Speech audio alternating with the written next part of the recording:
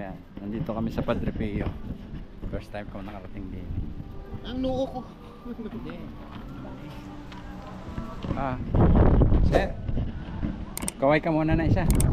Pio. Time check tayo. Alas 10, sakto.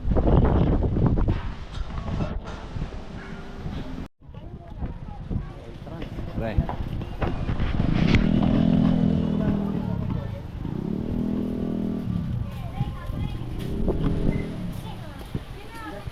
Ito mga sir, nandito na kami sa Padre Pio.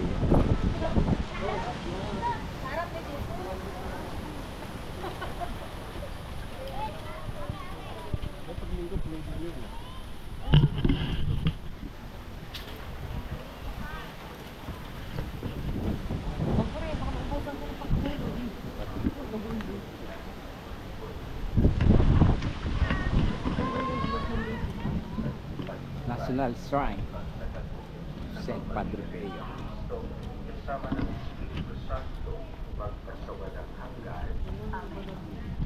Dinadayo to eh, no? Simbahan na to. Maganda dayo yun sa Manawag naman. Nawag. Madaya yung mga yan, hindi sinama. Kailan? Pumunta doon? Oo, yung owner pa ng kakakamer ng daladala. Boy pang sale. May effects ang gamit ko. Effects na yun. Oo, effects. Kasama ganun. Ako nga ang ibon sa bahay. Wait lang, JB. Ano ba naman ito? Market. Ano, sa ano.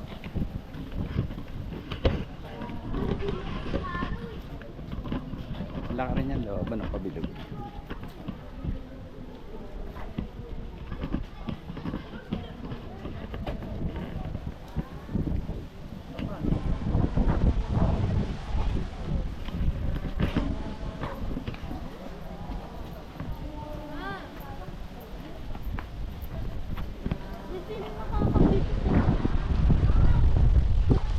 Malaki pala dito sa loob.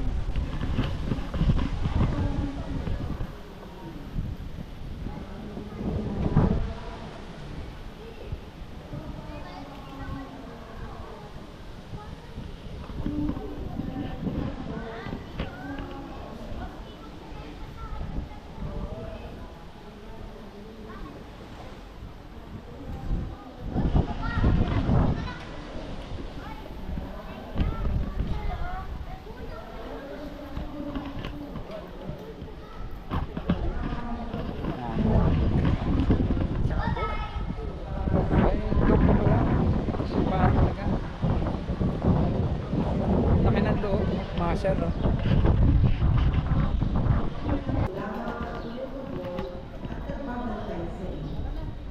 Laki. Ang laki pa na ng loob. Mula sa No? akin ang iyong buhay. Ang mga bagay na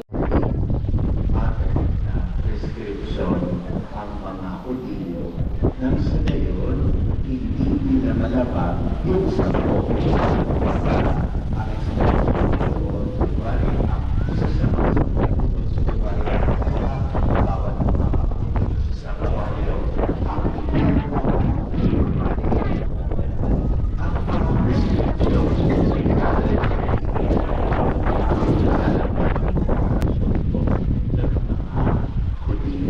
Ngayon, lumapit kay Jesus itong eskribang ito para sabihin, ano nga ba ang pinakamahalaga? Kasi sa dami po noon, ano ang pinakamahalaga? Ang sabi, ibigin mo ang Panginoon ng Diyos ng buong puso, buong kaluluwa, buong pag-iisip, buong lakas, at ibigin mo ang iyong kapwa tulad ng pagmamahal ng iyong sarili. Iyon po ang tinatawag na the two greatest commandments po. Mayroon tayong 10 commandments, pero ito po ang puot ng 10 ito.